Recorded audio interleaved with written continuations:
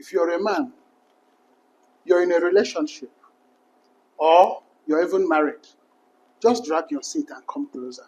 Let's talk to ourselves, men to men. It will be difficult for anybody to believe that men are also abused in their relationships. Who would you tell that the spouse or the fiancé whom you are supposed to get married to will as well be abusing you? I have been in a relationship where my supposed fiancé was beating me. I had no tongue, I had no mouth. There was no way I could tell my friends that, look, this is what I was going through.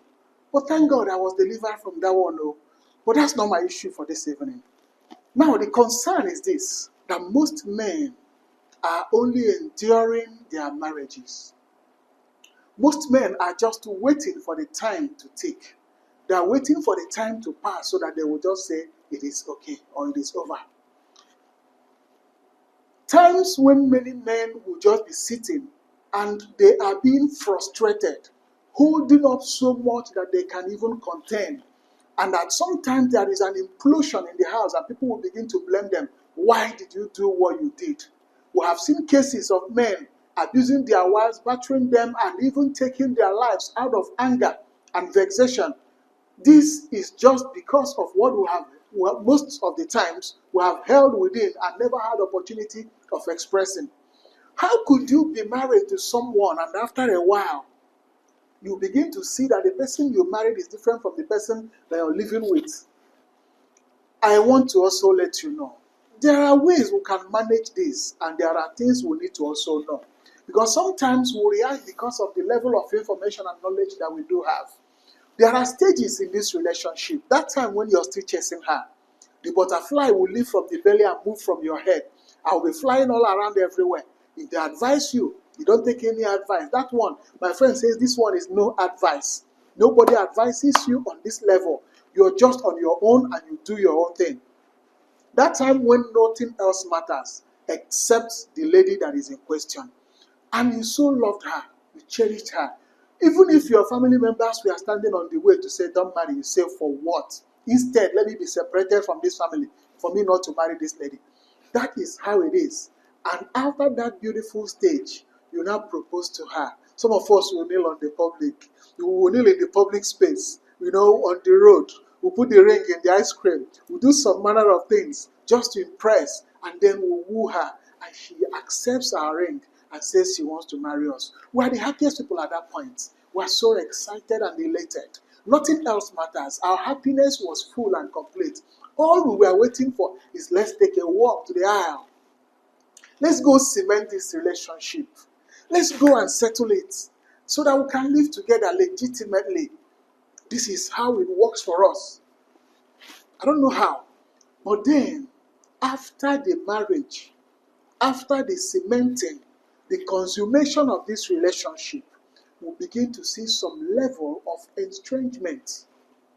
We have passed the point of toasting and the point of romance. We have now gone on to say we want to wear. This is the person, the rib of our ribs. We want to settle down. And it could be in the first 1 year, it could be in the first 5 years, it could be in 15 years, it could be in 20 years. That's why you even see couples who have stayed over 50 years and they are still having issues.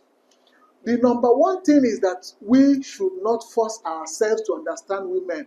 Somebody says, na joke, that even God doesn't understand them. Now, we are at the stage of disillusionment. The stage of discoveries, surprises, shocking discoveries about who these women are. Sudden surprises about what they can do, their capacities or their capabilities. And this is beginning to give us concerns. Of course, when a woman is aging, her level of stubbornness begins to increase. Controlling her becomes a little more difficult. That's why some people want to marry somebody whom they are much more older than, believing that will make her succumb and respect even at old age. It doesn't happen like that. A woman is a woman. My dear friends, at the point of disillusionment, when you will say A, your wife will say B. When you will be trafficating left and she's also trafficating on the right, on the same car, the same vehicle, you're going left and your wife wants to go right. And of course, you know that there will be no movement and there will be no progress. This particular issue has killed many men. Me, I won't die, and I don't want you to die. Nobody in his marriage, in his relationship, should go for it. Men also go through things.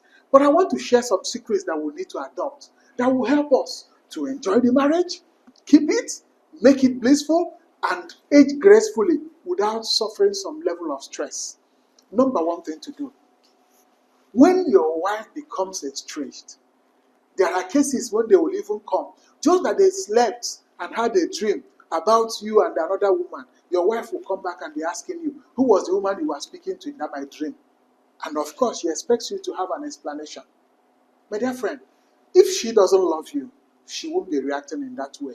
But insecurity is setting in because there is a gap in the level of communication or the relationship that binds or holds the both of you. So at this point, there are a few things I would want to know, I would want to share with us. Number one is to pay attention. Listen to the changes that are coming. Environment and influence, especially when we're in the social media era where everybody listens to anybody. So much influence would have happened, and she has been changing without your noticing until you got to this point where you're thinking that I can no longer take it. I've had enough of all of this shit. I want you to realize that you need to pay some more attention. Listen, most of the communication are not spoken. They are acted. Observe, pay attention, listen to what she's saying, and find out, after you have listened, can you ask yourself questions? Is there something that I am not doing right in this whole matter? Don't be quick to blame your spouse. Don't be quick to cast aspersions and feel like she's the one, that everything faulty about this is hers. Can you ask yourself questions sincerely on your own, solitude? Ask, is there something that I should have done better than I have done? Accept this responsibility. Own it up that maybe some of the things are your fault. Now, if you're able to figure out something that you're not doing right, probably not paying much of attention, it is very common that after we have passed through the stage of romance, we have married her, she's now in the house, we begin to neglect her without knowing it. In the cause of chasing money, in the cause of chasing appointments, in the cause of trying to grow the family, solve problems, we neglect and put her at the background. Sometimes this may have been the problem that we're suffering, or that we are not even improving ourselves. We're not doing what we're supposed to do. We're not matching up to the contemporary, era or the things that are expected of us at that point. So you also need to be advancing. A whole lot of things is a process that goes in multi-dimension. A whole lot of things happen at the same time. So having found out what you think could be your own problem, I will advise that you engage her in some way that you're not embittered, in some way that you're not in for an argument. Women have their grace for speech, that they will talk so much, they can out-talk you. So there's no point getting it except some men who are very special, gifted, that they can even out-talk 10 women at some time. But for some of us who are, slow in words, you can't out-talk her. So engage her meaningfully. Make her see reasons. And then listen to what she will have to say. Make some commitment that this is what you are going to do differently going forward. Try that. Now, the other thing that kills this relationship is the monotonous lifestyles we live. Some of us will close from work. It is beautiful. You give time and attention to your family. You close from work, you close from business, you dash home. And Monday to Sunday, there is no other activity. How are you spicing up your relationship? What is your circle? The other thing that we should know is that our joy is not in the hands of anybody. We are the engineers of our joy. We are the engineers of the fun we catch. You should create some fun for yourself first. For yourself first. And now when you come back home with some enlightened mood or some lightened mood, you're coming back with some joy. It will radiate all over the house. Everybody will know that daddy is happy.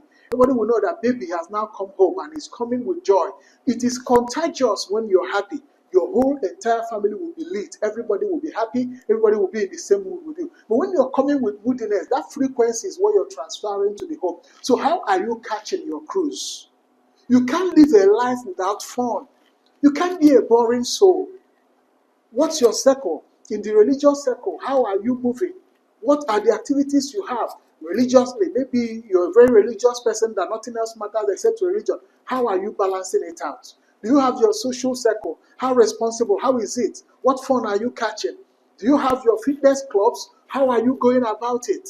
How do you dress for your fitness? How do you catch it on? How do you involve family? What time do you have? You want to have your tea time, you want to have some time away from home. How do you go about all of this? When you have your time and then you create some fun for yourself, I am telling you that your wife will see that this man is not really like you're ignoring her or that you're moving away, but you're creating a space for you to breathe. Until you're alive, you can't even save your family. Let me tell you, life is short. That if you're not careful, you will die in the process of trying to do what you cannot do. And when you're gone, all these things you're working out for, I don't know what will happen to them. But I want you to stay alive. I want you to stay to enjoy this. Don't ever allow yourself to be choked. Do what you should do. But finally, the ultimate thing that every man should do when your wife is estranged, please pray for her and pray for yourself. When she sees that you're dedicated to the God whom you serve, she will actually ask herself questions and begin to have a rethink. And that will also help you. When you pray for someone, your love increases. You begin to see things. You begin to understand better. You are now shifting the focus from self to the other person so that you can have things well wrapped up. So I'd like you to as well go on. When you have done everything, pray for her and seek to understand the more what else to do. Marriage is sweet. Marriage is beautiful, but it depends on who and who are involved. I wish you all the best. More bliss. This is Men's Corner, and it's just for us. Let's keep this on.